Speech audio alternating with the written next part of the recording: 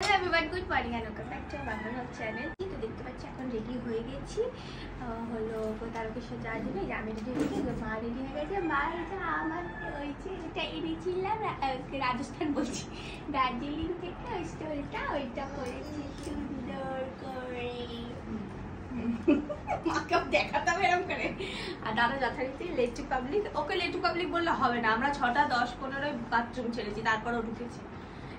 ও হলো রেডি হয়ে একেবারে বেরোচ্ছে, তারপর আমরা বেরিয়ে যাবো। শুভ ভেবেছিল যাবে, কিন্তু ওর অফিসে কালকে রাত্রে অনেকবারই উঠতে হয়েছে, তাই আর যাচ্ছে না, নাইট ডিউটি ছিল কালকে, তাই বেরোচ্ছি। দাদা কই? ওই শুভ বেরোচ্ছে, তাও দাদাকে দেখতে পাই যে দাদা বেরোচ্ছে। শুভ আমার ভাবে বেরোচ্ছে না, ও যাবে। একটুখানি লেট হয়ে গেছে আমাদের, 6:30টায় বেরোনোর কথা, সেখানে 7টা বাজতে 5 মিনিট বাকি এখন। হ্যাঁ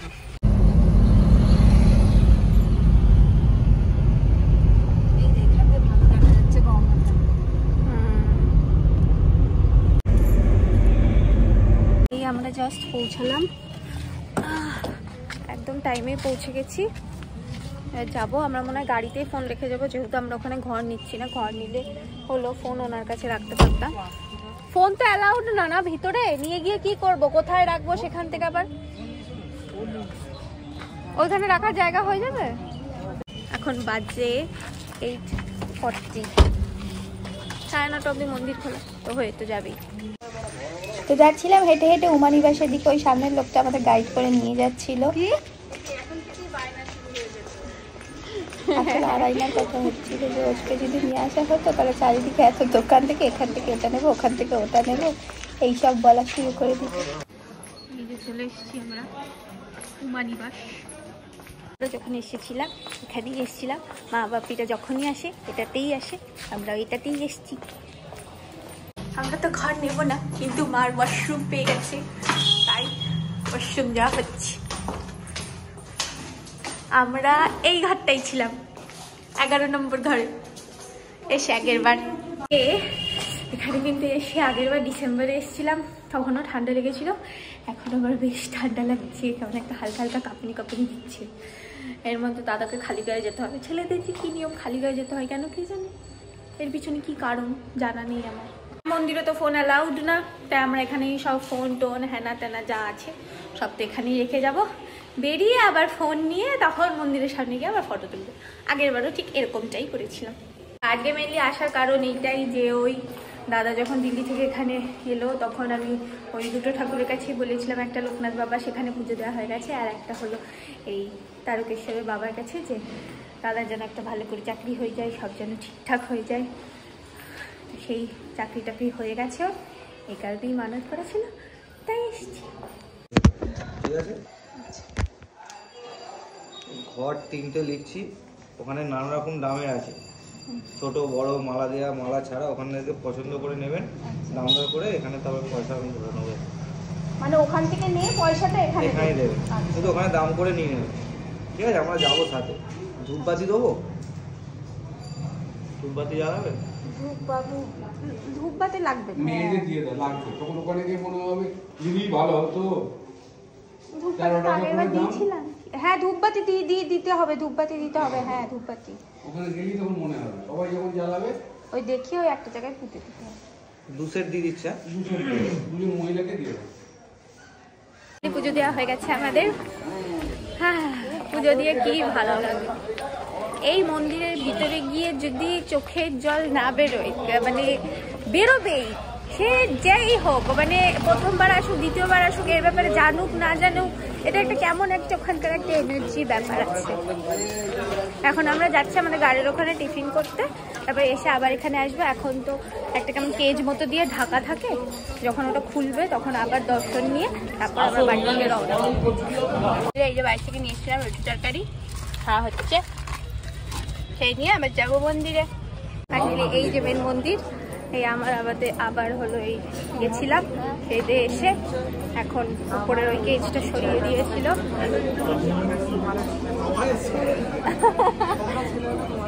হ্যাঁ তার জন্য এখন হচ্ছে যাবো, গিয়ে একটু বসবো, তবে বেরিয়ে যাবো। প্রথমবার এসেছিলাম তখন ওই সাদা কেচটা দিয়ে ঢাকা ছিল, অত তো বুঝি না, আমি ভাবছিলাম ওই সাদাটাই থাকবে। তারপর শুরু করলো না যে সাদাটা সরিয়ে দিয়ে তারপর ওইটা যখন দেখেছি ওইটা আসতে থাকুক। ফাইনালি আমরা বেরিয়ে পড়েছি মন্দির থেকে। কেমন লাগলো দিদি? ভালো। দাদা আমি বাড়ির দিকে যাবো, আবার 2 ঘন্টা থেকে 2.5 ঘন্টা গাড়িতে বসে থাকো, তারপর পৌঁছে গেছি বাড়ি। আর এখানে আছে আমাদের বলু। কি হয়েছে কি হয়েছে? বাবা বাবা পাগল করছি, পাগল করছি। হয়ে গেছে টাকা দাও না কত? চলে এসে চলে এসে শিগগিরি চলে আসছে, শিগগিরি চলে। কি করছে দেখো। কি রে গেলি না কেন?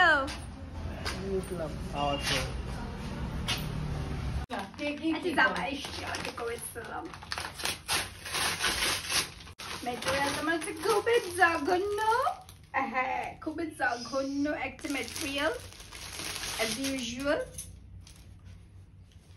তো তিরপল রে, ত্রিপল খালি ত্রিপল না, ধুলো লেগে রয়েছে। আগেরটা তো জানো না কি গন্ধ, সেটাকে কেচে তারপরে নিয়ে সেটা পরে নিয়ে আর বেকার কাঁচাই এখানটা এরমই থাকবে, এই যে এখানটা পুরো খোলা। এটা পিন লাগিয়ে দিতে হবে একটা।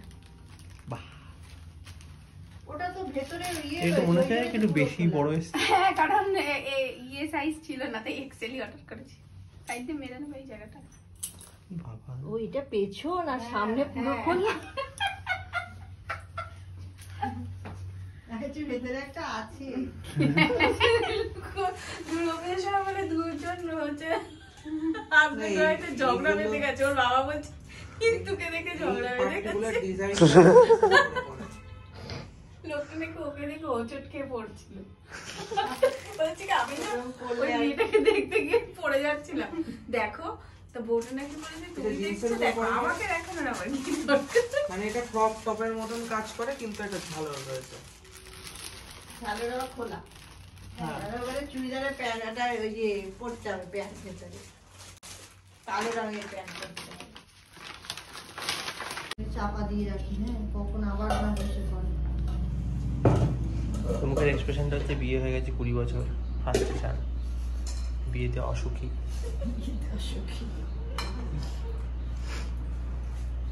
বল সেটা আমি অসুখী। হ্যাঁ পরে বলছি করে খেয়ে নিল সব খাবার, তারপরে শাক ছিল, শাক খাওয়া গেছে।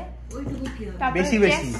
এই যে এটা লাউ দিয়ে মাছের মাথা দিয়ে হয়েছে একটা, ওখানে ডাল আছে, আর এই যে দরকার নেই সর্ষে বাটা মাছের। না আমার কিছু মাখা নেই মুখে। মুখে ময়শ্চারাইজার মাখতে হবে। যাই হোক আমরা রেডি হয়ে গেলাম অনেক চিৎকার চেঁচামেচি করার পরে। কানে গিয়ে শুট আছে মনে হচ্ছে, হ্যাঁ মানে মনে হচ্ছে কান কেমন হচ্ছে, কেমন ফাঁকা ফাঁকা লাগছে না একটা। গলা হাত পরে নে, না কানের দুলটা এত ছোট হয়ে গেছে তাই। একটু বড় হলে টুলটুল করতো, তাই তো? আর দুটো চেঞ্জ করে নেব।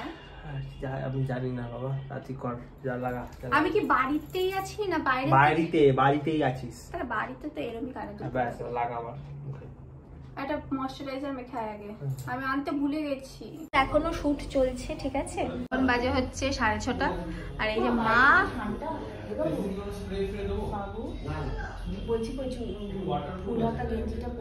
হ্যাঁ ফুল হাতা গেঞ্জি পরে না, এই যে মা আর এই যে দাদা, এরা দুজনে সেই সকাল থেকে দাদার কচুরির ঢ্যাক এখনো আর কাটাতে পারেনি, তো এরা কচুরি আনতে যাচ্ছে ঘোলা থেকে। আর এখানে প্রোডাক্ট শুট হচ্ছে। কাকুকে তালটা তুলিয়েছে কে তুই? দাঁড়া আমি চুড়িদার ইয়েটা পরে নি, কি এটা? চাদরটা চাদরটা গায়ে দিই না। এই যে কচুরি এনেছে বাবা, খাওয়া হয়ে গেল। শেষ না এই এখানে রয়েছে, কচুরি খাচ্ছে সবাই। শুভ খাবে না, আমি একটা খাবো, শুভ একটাও খাবে না। আনা তুই। বাপে বলছে শুভ বাড়িতে খায় না, অথচ বাইরে ফাটি আসে। বাটার নানটা খাবে তো ময়দারি। হ্যাঁ, খাস্তা কচুরি, তেল কাস্টে জিলিপি, ওগুলো খেতে খুব পছন্দ করে। কচুরি,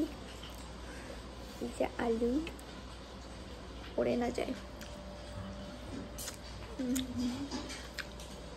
অমৃত। এই এখন এক্সারসাইজ করে এখন বেরোচ্ছি রাতের খাবার আনতে, কারণ একটু রাতের খাবারের শর্টেজ আছে। আর রাতের খাবার বলতে চিলি চিকেন। বেশ ভালোই ঠান্ডা পড়ে গেছে, তাই জন্য সোয়েটারটা পরে এসেছি। আগের বছরের থেকে তো অনেকটাই তাড়াতাড়ি ঠান্ডা পড়লো এবারে।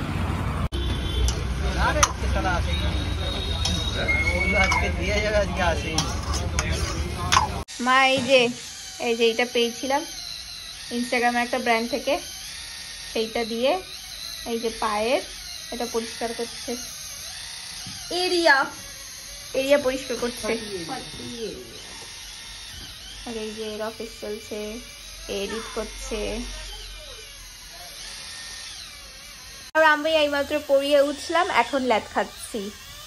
কালকে আমাদের রানাঘাট যাওয়ার কথা, জানি না যাওয়া হবে কিনা।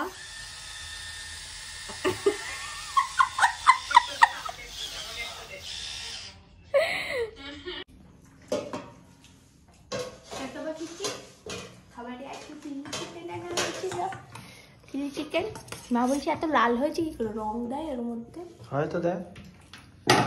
আর ফ্রাইড রাইস, আর এখানে লিটল আছে, কি যেন মুখ করাই আছে বাবু।